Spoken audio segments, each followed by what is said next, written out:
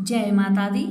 नमस्कार दोस्तों, स्वागत है आप सभी का हमारे YouTube चैनल लक्ष्मी शर्मा की कहानियां पर। ओम नमः भगवते वासुदेवाय नमः। प्यारे भक्तजनों, आज आप सभी सुनेंगे कार्तिक महीने की कृष्णा पक्ष की रमा एकादशी की संपूर्ण कथा। कार्तिक महीने की कृष्णा पक्ष की एकादशी को रमा एकादशी के नाम से जाना जाता है। रमा एकादशी दिवाली से 5 दिन पहले आती है। कहते हैं कि रमा एकादशी से दिवाली उत्सव की शुरुआत हो जाती है। इस एकादशी पर भगवान विष्णु के संग माँ लक्ष्मी की पूजा की जाती है। माँ लक्ष्मी का एक नाम रमा भी है। रमा एकादशी व्रत के प्रताप से व्यक्ति पापों से छुटकारा पाता है और मृत्यु के पश्चात उसे मुक्ति मिल जाती है। इतना ही नहीं, रमा एकादशी व्रत सुख, सौभाग्य और समृद्धि दायिनी माना गया है। आइए जानते हैं रमा एकादशी व्रत की शुभ मुहूर्त। रमा एकादशी 9 नवंबर 2023 गुरुवार को है। मान्यता है कि रमा एकादशी का व्रत करने से व्यक्ति के समस्त पाप मिट जाते हैं और माता लक्ष्मी के आशीर्वाद से जातक को जीवन में कभी भी आर्थिक संकट का सामना नहीं करना पड़ता। पंचांग के अनुसार कार्तिक माह के कृष्णा पक्ष की रमा एकादशी तिथि 8 नवंबर 2023 को सुबह 8:23 पर शुरू होगी और अगले दिन 9 नवंबर 2023 को सुबह 10:41 पर खत्म होगी। पूजा का समय रहेगा सुबह 6:39 से 8 बजे तक। अब जानिए रमा एकादशी 2023 व्रत पारण का समय। रमा एकादशी व्रत पारण 10 नवंबर 2023 को सुबह 6:39 से सुबह 8:50 के बीच करना शुभ रहेगा। इस दिन द्वादशी तिथि दोपहर 12:35 पर समाप्त होगी। कार्तिक माह में भगवान विष्णु जी का पूजा का विशेष महत्व है। ऐसे में कार्तिक की रमा एकादशी व्रत समस्त पापों को नष्ट करने वाला माना जाता है। इससे ब्रह्म हत्या जैसे महापाप भी दूर हो जाते हैं। सौभाग्यवती स्त्रियां के लिए यह व्रत सुख और सौभाग्यप्रद माना गया है। ये एकादशी दिवाली से पहले आती है। ऐसे में इस दिन व्रत करने से माँ लक्ष्मी व्रती को ऐश्वर्य, प्रीति, धन और समृद्धि से परिपूर्ण रहने का आशीर्वाद देती है। रमा एकादशी के दिन गीता पाठ करने का खास महत्व बताया गया है। इस दिन शाम के समय भगवान विष्णु की विशेष पूजा की जाती है। अगले दिन मंदिर में जाकर पूजा दान देने से अक्षय फल की प्राप्ति होती है। भक्त जनों, तो आइए श्रवण करें रमा एकादशी व्रत की संपूर्ण कथा। आपसे निवेदन है कि कथा को पूरा सुने और वीडियो को ज्यादा से ज्यादा शेयर करें और कमेंट बॉक्स में लक्ष्मी नारायण की जय लिखना ना भूलें। आइए श्रवण करें कथा। धर्मराज युधिष्ठिर बोले कि हे भगवान, अब आप मुझे कार्तिक मास की कृष्णा पक्ष की एकादशी की कथा सुनाइए। इस एकादशी का नाम क्या है तथा इससे कौन सा फल मिलता है, सो सब विस्तार पूर्वक कहिए।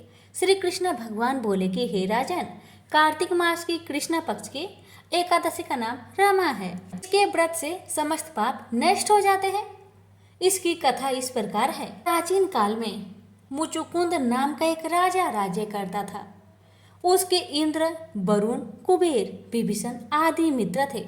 वह सत्यवादी तथा विष्णु भक्त था। उसका राज्य बिल्कुल निष्कंटक था। उसके एक उत्तम चंद्रभागा नाम की लड़की उत्पन्न हुई।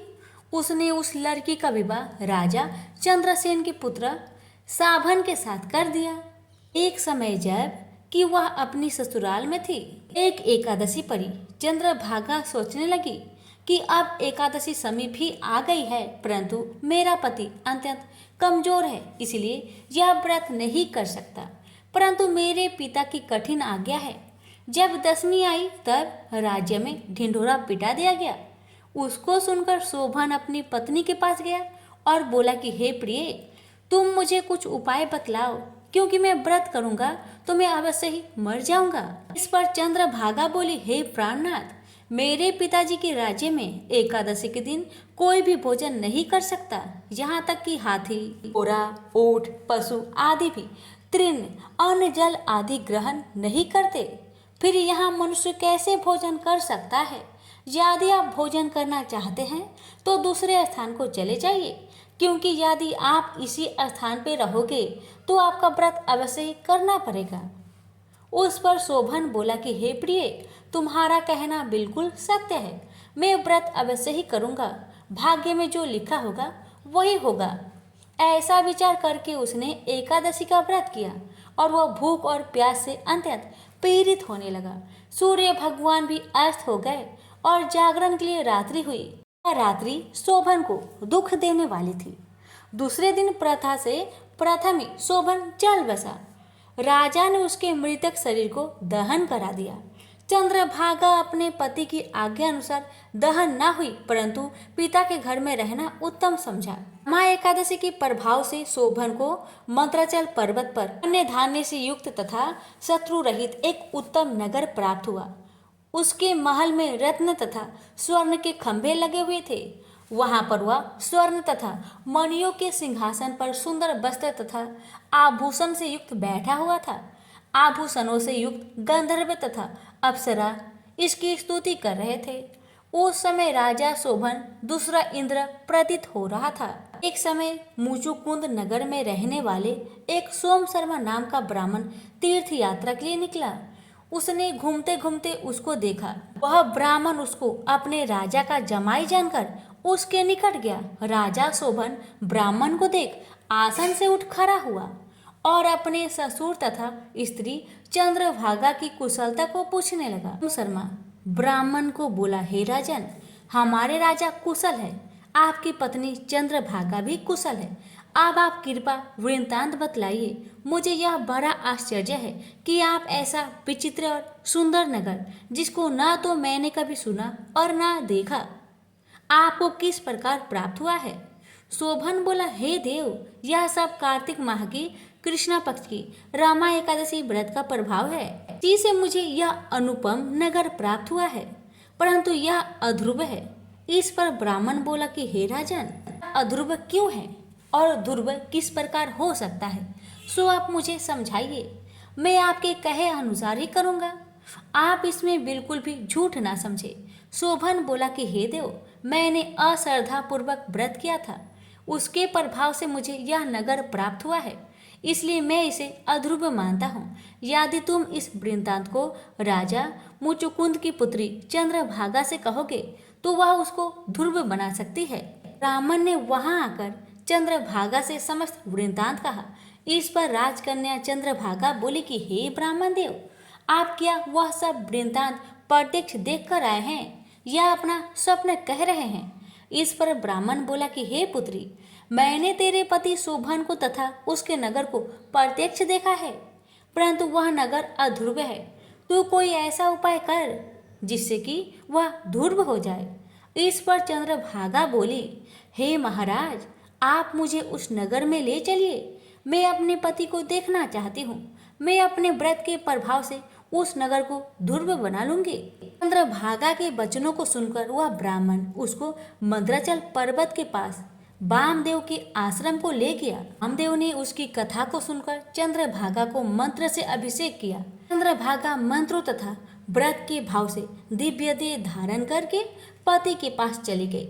शोभन ने अपनी स्त्री चंद्रभागा को देखकर प्रसन्नता पूर्वक उसे वाम अंग में बैठाया। चंद्रभागा बोली कि हे प्राणनाथ, अब आप मेरे पुण्य को सुनिए। जब मैं अपने पिता के गृह में 8 वर्ष की थी, तब से ही मैं स्वविधि एकादशी का व्रत करने लगी हूँ। इन्हीं व्रतों के प्रभाव से आपका यह नगर ध्रुव हो जाएगा और समस्त कर्मों से युक्त होकर प्रलय के अंत रहेगा। चंद्रभागा दिव्य रूप धारण करके तथा दिव्य वस्त्र अलंकारों से सजकर अपने पति के साथ आनंद पूर्वक रहने लगी और शोभन उसके साथ आनंद पूर्वक रहने लगा। हे राजन, यह मैंने रमा एकादशी का महात्म्य कहा है। जो मनुष्य रमा एकादशी की व्रत को करते हैं, उनके समस्त ब्रह्म हत्या आदि के सब पाप नष्ट हो जाते हैं। मनुष्य रमा एकादशी का महात्म्य सुनते हैं, वह अंत समय विष्णु लोक को जाते हैं। प्रेम से बोलिए श्री हरि लक्ष्मी नारायण की जय। एक गांव में एक साहूकार रहता था। साहूकार की एक बेटी थी जो कि हर रोज पीपल सींचने जाती थी। पीपल के वृक्ष में से लक्ष्मी जी प्रकट होती थी और चली जाती। एक दिन लक्ष्मी जी ने साहूकार की बेटी से कहा कि तू मेरी सहेली बनेगी। तब लड़की ने कहा, मैं अपने पिताजी से पूछकर कल बताऊंगी। अब साहूकार की बेटी ने घर आकर अपने पिता को सारी बात बताई। तब उसके पिताजी बोले कि वह तो लक्ष्मी माता है, आपने को और क्या चाहिए, तुम लक्ष्मी माता की सहेली बन जाओ। दूसरे दिन वह लड़की फिर गई। तब लक्ष्मी जी पीपल के पेड़ से निकलकर आई और कहने लगी, सहेली बनेगी मेरी। तब लड़की ने कहा, हाँ क्यों नहीं, जरूर बनूंगी।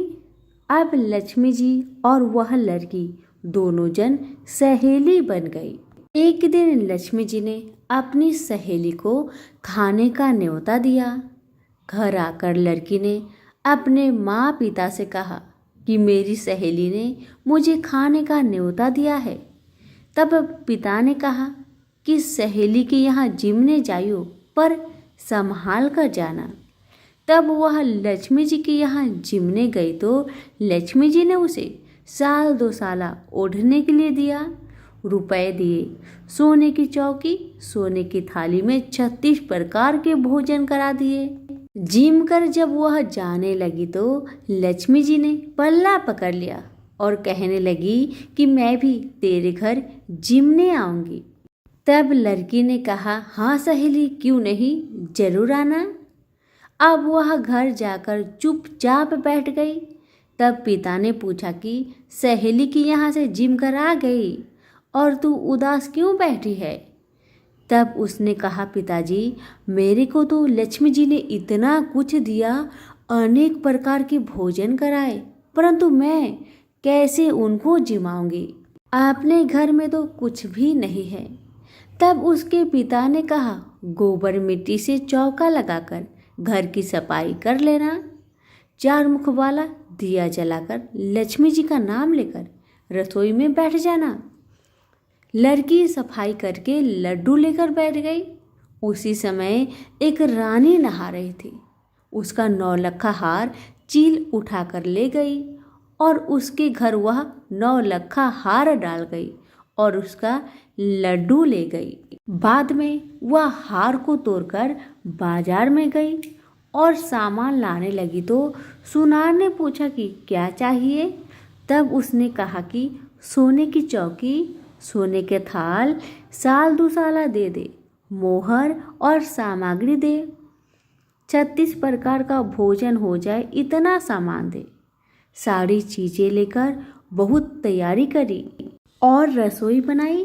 तब गणेश जी से कहा कि लक्ष्मी जी को बुलाओ। आगे आगे गणेश महाराज, पीछे पीछे लक्ष्मी जी आई। उसने फिर चौकी डाल दी और कहा, सहेली चौकी पर बैठ जा। तब लक्ष्मी जी ने कहा, सहेली चौकी पर तो राजा रानी के भी मैं नहीं बैठी, किसी के भी यहाँ नहीं बैठी। तो उसने कहा, पर मेरे यहाँ तो तुम्हें बैठना ही पड़ेगा। फिर लक्ष्मी जी चौकी पर बैठ गई। तब उसने बहुत खातिर की, जैसे लक्ष्मी माता ने करी थी वैसे ही उसने भी करी। लक्ष्मी जी उस पर बहुत प्रसन्न हुई और घर में खूब रुपए एवं लक्ष्मी हो गई। साहूकार की बेटी ने कहा, मैं अभी आ रही हूँ, तुम यहीं पर बैठी रहना। और वह चली गई। लक्ष्मी जी गई नहीं और चौकी पर बैठी रही। उसको बहुत दौलत दी। हे लक्ष्मी माता, जैसे आपने साहूकार की बेटी को दिया वैसे सबको देना। कहानी सुनते, हुक्कारा भरते अपने सारे परिवार को देना, पीहर में देना, ससुराल में देना, बेटे पोते को देना। हे लक्ष्मी माता, सबका कष्ट दूर करना, दरिद्रता दूर करना, सबकी मनोकामना को पूर्ण करना। तो प्रेम से बोलिए लक्ष्मी माता की जय हो। एक बूढ़ा ब्राह्मण था।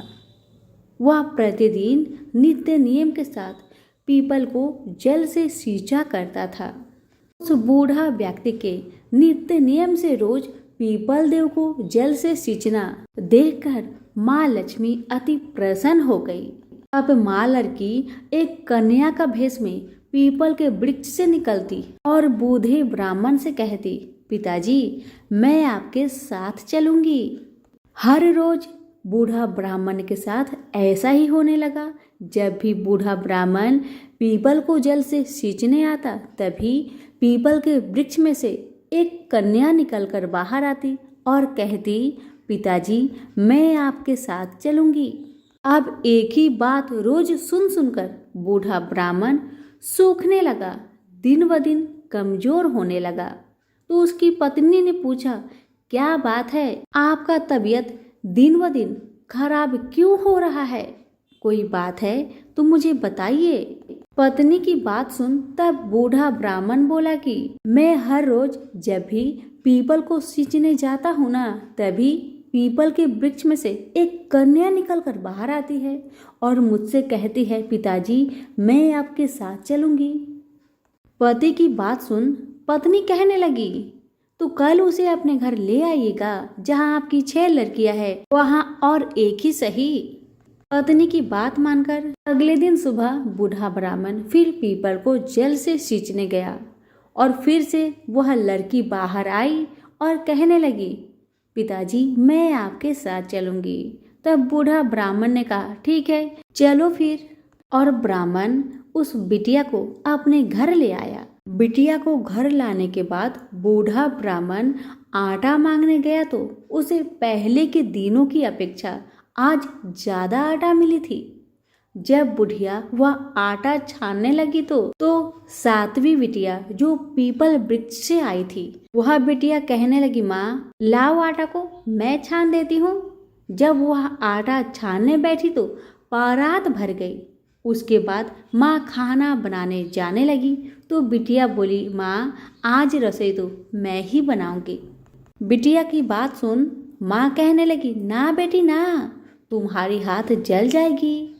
लेकिन लड़की नहीं मानी। वह रसोई में खाना बनाने गई तो उसने तरह तरह के 36 व्यंजन बना डाले और आज सभी भरपेट खाना खाए।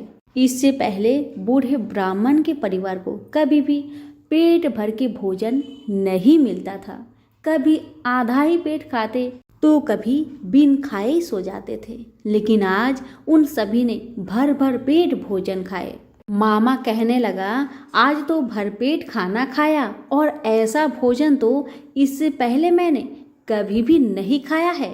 तब बुढ़िया कहने लगी कि भाई ये भोजन तो तेरी पावनी बहन ने बनाया है। जैसे ही शाम हुई तो पावनी बेटी कहने लगी, माँ चौका लगा के चौका का दिया जला देना, कोठे में सो जाऊंगी मैं। बुढ़िया बोली, ना बेटी ना, तू डर जाएगी। लेकिन वह बिटिया न मानी। वह कहने लगी, माँ मैं नहीं डरूंगी। वह बिटिया अंदर कोठे में ही जाकर सो गई। आधी रात को लड़की उठी और चारों ओर आंख मारी तो चारों ओर धन ही धन हो गया। और बाहर जाने लगी तो एक बूढ़ा ब्राह्मण सो रहा था। उसने देखा तो कहा, बेटी तू कहाँ चली जा रही है? तब बिटिया बोली, मैं दरिद्रता दूर करने आई थी। अगर तुम्हें दूर करवानी है तो करवा लो। तब बूढ़ा ब्राह्मण ने कहा, हाँ बिटिया जैसी तुम्हारी इच्छा। तो बिटिया रानी ने बूढ़े के घर में भी आँख से देखा तो चारों तरफ धन ही धन हो गया। तब बूढ़ा ब्राह्मण का परिवार सुबह सोकर उठे तो लड़की को घर में ना देखकर उसे ढूंढने लगे कि मेरी पावनी बेटी कहाँ चली गई। तो बाहर वाला बूढ़ा ब्राह्मण बोला कि वह तो लक्ष्मी माता थी, जो तुम पर प्रसन्न होकर तुम्हारे घर की सारी दरिद्रता को दूर कर गई। हे लक्ष्मी माता, जैसे आपने उनकी दरिद्रता दूर की वैसे ही हम सबकी करना। कहानी कहने वालों के भी, सुनने वालों के भी, हुक्कारे भरने वालों के भी, सभी के परिवार पर अपनी कृपा सदा बनाए रखना। तो सभी प्रेम से बोलिए, लक्ष्मी माता की जय हो। श्री कृष्ण भगवान बोले, हे पार्थ, जो मुझ में मन लगाकर मेरे में ही आश्रय लेकर योगा अभ्यास करते हुए मेरे स्वरूप का संचय रहित पूर्ण ज्ञान प्राप्त होगा। सो सुनो, विज्ञान के सहित वह पूर्ण ज्ञान में तुम्हें सुनाता हूँ, जिसके जानने से तुमको इस लोक में और कुछ जानना शेष न रहेगा। सहस्त्रों मनुष्य में से कोई एक सिद्धि प्राप्त के लिए यत्न करता है। उन यत्न करने वाले सिद्धों में से कोई बिरला ही मुझे ठीक जान पड़ता है। पृथ्वी, जल, अग्नि, वायु, आकाश, मन, बुद्धि और अहंकार, यह 8 प्रकार की मेरी प्रकृति माया है। इस प्रकृति को अपरा अचेतन अर्थात जड़ कहते हैं। और हे महाबाहो, इससे दूसरी प्रकृति चेतन है, जिसने संपूर्ण जगत धारण किया है। इन्हीं प्रकृतियों से सब प्राणी मात्र उत्पन्न होते हैं। ऐसा जानो, यह प्रकृतियां हमसे ही उत्पन्न हुई है। इस तरह सब जगत की उत्पत्ति और प्रलय का कारण मैं ही हूँ। हे धनंजय, जिस प्रकार धागे में मणि पिराई जाती है, उसी भांति यह सब संसार मुझसे परे और कुछ भी नहीं।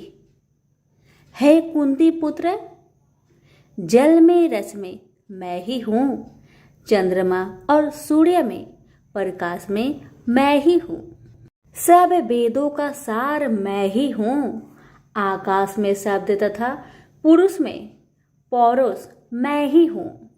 हे अर्जुन, पृथ्वी में सुगंध तथा अग्नि में तेज रूप मैं ही हूँ, सब प्राणियों में जीवन और तपस्वियों का तप मैं ही हूँ।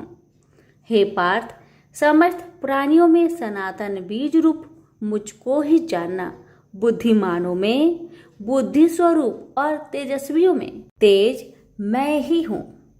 हे अर्जुन, काम और रोग रहित बलवान पुरुषों में धर्म के विरुद्ध न जानने वाला कर्म मैं ही हूँ।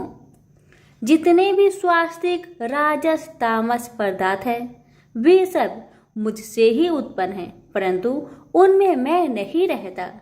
ये सब मुझ में है। सत्व, रज, तम, इन तीनों गुणों के प्रभाव से यह सारा जगत मोहित हो रहा है। इस कारण यह मेरी गुणमयी और दिव्यमयी माया अति दुस्तर है। जो मुझको अनन्य भाव से भजते हैं, वे इस माया को पार कर जाते हैं।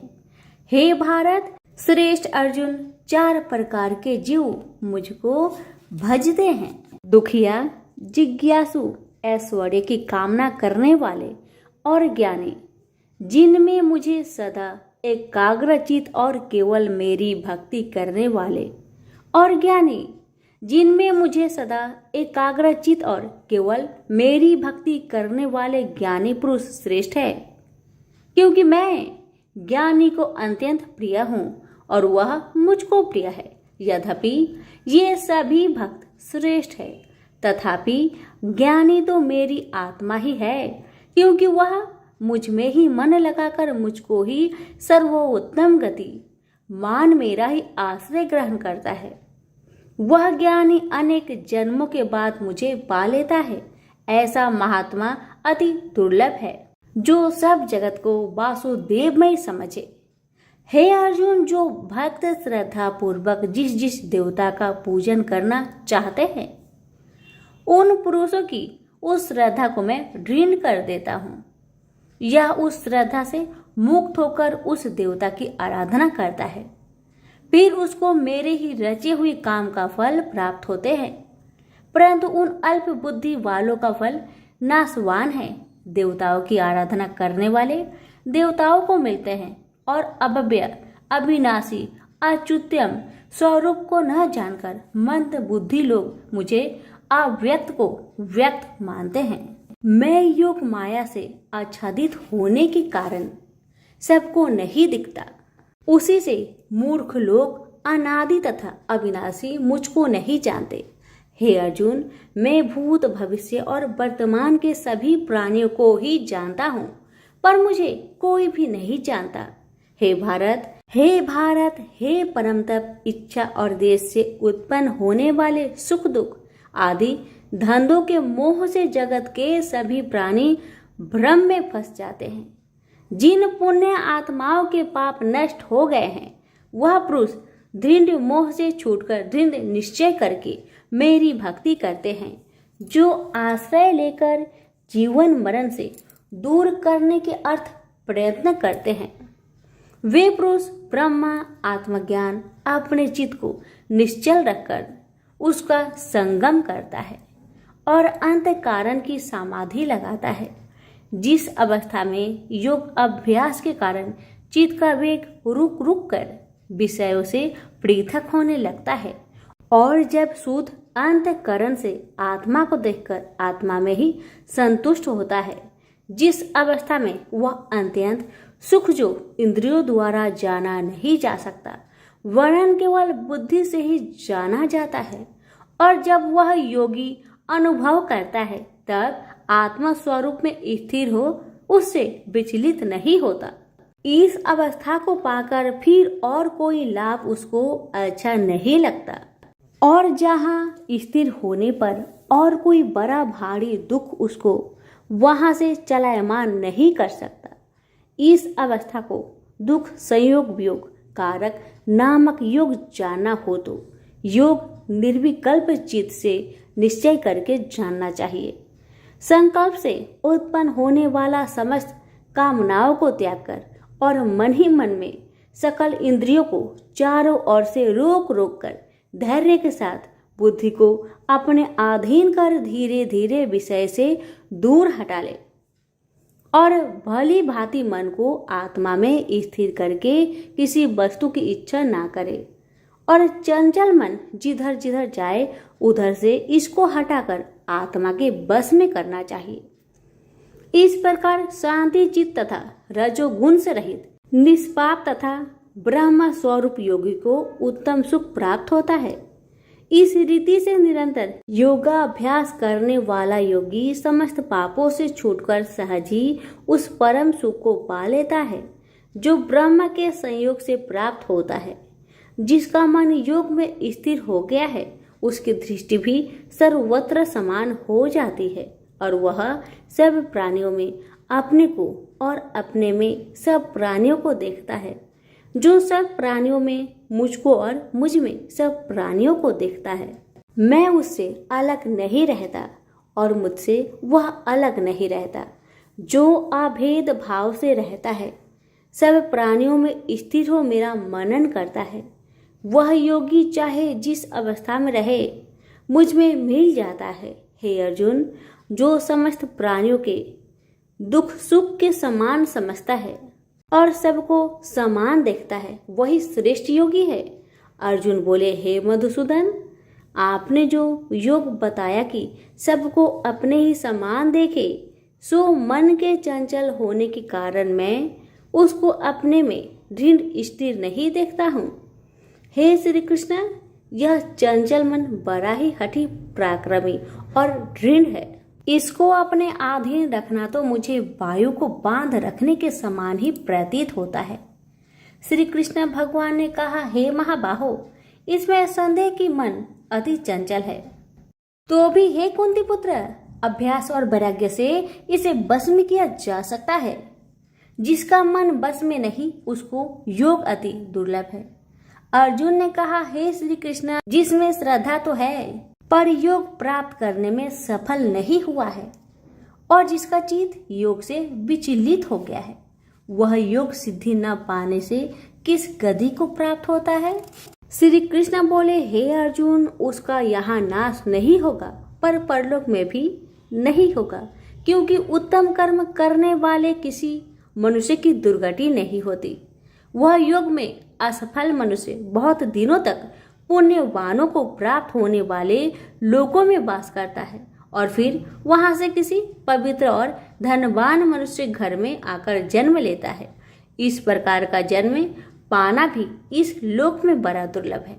हे कुरुनंदन, यह योगियों के बस में जन्म लेकर पूर्व जन्म की बुद्धि संस्कार अर्थात आत्मज्ञान को पाता है और उससे अधिक सिद्धि के लिए यत्न करता हूँ। पूर्व जन्म में किए योग अभ्यास के बल में अनेक विघ्नों को पड़ने पर भी यह मोक्ष को प्राप्त होता है। योग की केवल इच्छा ही हो तो पुरुष शब्द ब्रह्म के परे जा पहुंचता है। जो बड़े परिश्रम और यत्न से योग अभ्यास करता है वह पापों से छूट मोक्ष को पाता है। बड़े तपस्वियों से योगी श्रेष्ठ है। जो शुद्ध होकर अनेक जन्मों में परिश्रम करके सफल होता है और ज्ञानियों से भी योगी श्रेष्ठ है। इसलिए हे अर्जुन, तुम योगी बनो। केवल मुझ में ही मन लगाकर योग प्राप्ति के लिए जो मेरा भजन करता है उसको समस्त योगियों के मध्य से मैंने अत्यंत श्रेष्ठ माना है। प्रेम से बोलिए श्री कृष्ण भगवान की जय। अब सुनिए श्रीमद् भगवत गीता पाठ अध्याय 7 की महात्म्य। भगवान शिव कहते हैं, हे पार्वती, अब मैं 7वें अध्याय का महात्म्य बतलाता हूँ, जिसे सुनकर कानों में अमृत राशि भर जाती है। पाटलिपुत्र नामक एक दुर्गम नगर है जिसका गोपुर बहुत ही ऊंचा है। उस नगर में शंकुकर्ण नामक एक ब्राह्मण रहता था। उसने वेश्यावृत्ति का आश्रय लेकर बहुत धन कमाया, किंतु ना तो कभी पितरों का तर्पण किया और ना देवताओं का पूजन ही। वह धनोपार्जन में तत्पर होकर राजाओं को ही भोज दिया करता था। एक समय की बात है, उस ब्राह्मण ने अपना चौथा विवाह करने के लिए पुत्र और बंधुओं के साथ यात्रा की। मार्ग में आधी रात के समय जब वह सो रहा था, तब एक सर्प ने कहीं से आकर उसकी बाह में काट लिया। उसके काटते ही ऐसी अवस्था हो गई कि मणि, मंत्र और औषधि आदि से भी उसके शरीर की रक्षा असाध्य जान पड़ी। तत्पश्चात कुछ ही क्षणों में उसके प्राण पेखरू उड़ गए। वह प्रेत बना। फिर बहुत समय के बाद वह प्रेत सर्प योनि में उत्पन्न हुआ। उसका बीत धन की वासना में बंधा था। उसने पूर्व वृत्तांत को स्मरण करके सोचा, मैंने घर के बाहर करोड़ों की संख्या में अपना जो धन गार रखा है, उससे इन पुत्रों को वंचित करके स्वयं ही उसकी रक्षा करूंगा। सांप की योनि से पीड़ित होकर पिता ने एक दिव्य सपना में अपने पुत्र के समक्ष आकर अपना मनोभाव बताया। तब उसके पुत्र ने सवेरे उठकर बड़े विस्मय के साथ एक दूसरे से सपने की बातें कही। उनमें से झंझला पुत्र कुदाल हाथ में लिए घर से निकला और जहां उसके पिता सर्प योनि धारण करके रहते थे उस स्थान पर गया। यद्यपि उसे धन के स्थान पर ठीक ठीक पता नहीं था, तो भी उसने जीहो से उसका ठीक निश्चय कर लिया और लोभ बुद्धि से वहां पहुंचकर बाबी को खोदना आरंभ किया। तब उस बाबी से बड़ा भयानक सांप प्रकट हुआ और बोला, ओ मूर्ख, तू कौन है? किस लिए यहाँ आया है? यह बिल क्यों खोद रहा है? किसने तुझे भेजा है? ये सारी बातें मेरे सामने बता। पुत्र बोला, पिताजी, आपकी मुक्ति कैसे होगी? इसका उपाय मुझे बतलाइए, क्योंकि मैं इतनी रात को सब लोगों को छोड़कर आपके पास आया हूँ। पिता बोले, बेटा, गीता के अमृतमय 7वें अध्याय को छोड़कर मुझे मुक्त करने में तीर्थ, दान, तप और यज्ञ भी सर्वथा समर्थ नहीं है। केवल गीता का 7वां अध्याय ही प्राणियों के जरा मृत्यु आदि दुखों को दूर करने वाला है। पुत्र, मेरे श्राद्ध के दिन गीता के 7वें अध्याय का पाठ करने वाले ब्राह्मण को श्रद्धा पूर्वक भोजन कराओ।